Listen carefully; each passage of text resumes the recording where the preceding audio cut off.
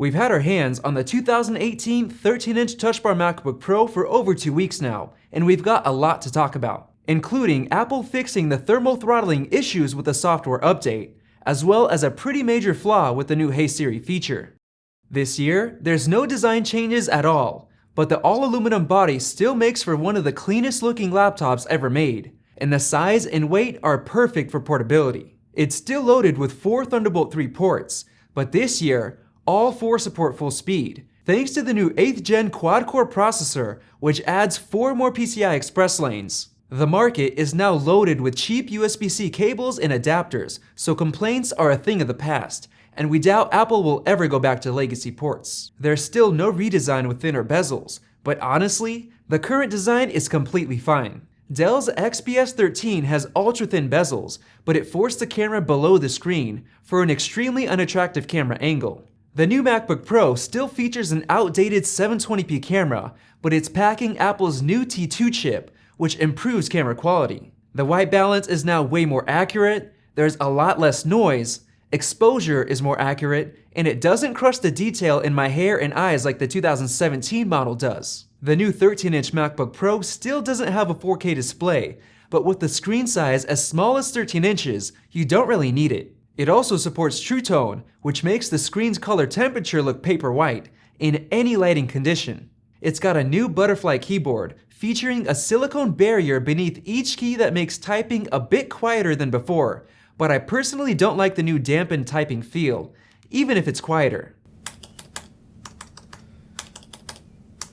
The speakers have also been updated, and they sound much more full, with noticeably more bass. The Force Touch Trackpad is still the best laptop trackpad ever made, thanks to its large size, customizable Force Touch, and outstanding palm rejection. We don't have very much to say about the Touch Bar, other than that we still think it's a gimmick, we don't think it's ever going away, and the integrated Touch ID is actually pretty nice to have. Before we get to the brand new quad-core processor, let's talk about the #1 top-rated email marketing app for Mac, Direct Mail, where you can quickly and easily create and send great-looking email newsletters with in-depth reports that show you who's clicking, reading, and sharing them. Growing your mailing list is easy with custom subscribe forms for your website that automatically sync to Direct Mail. It integrates with over 1,000 other apps and services, and it can even send email campaigns automatically. It's free to download and get started, and Apple Insider viewers can get an exclusive offer by heading to directmailmac.com/AI. Although the thermal design power of the new 13-inch MacBook Pro's quad-core CPU is much lower than last year's 15-inch models,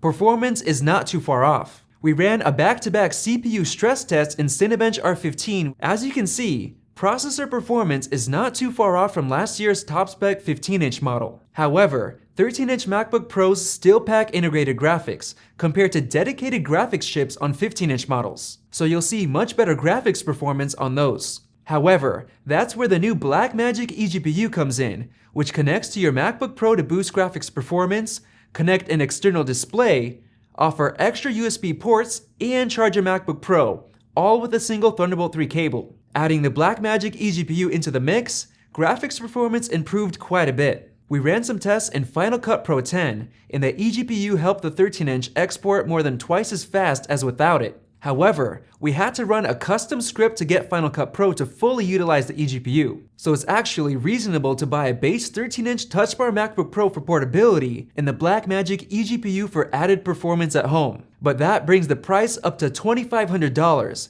just $100 more than the base 2018 15-inch model. We'll be comparing them soon, so make sure to subscribe so you don't miss out. I'd also like to mention that the RAM was maxed out during those tests, so if you're a video editor, you should definitely upgrade to 16 gigs of RAM, which already comes on every new 15-inch model. The new quad-core processor is sure to use more battery power, so Apple increased the battery size by around 18%. The new MacBook Pros also support Bluetooth 5.0, and SSD performance is similar to what we saw last year, mostly increasing based on the size of the drive.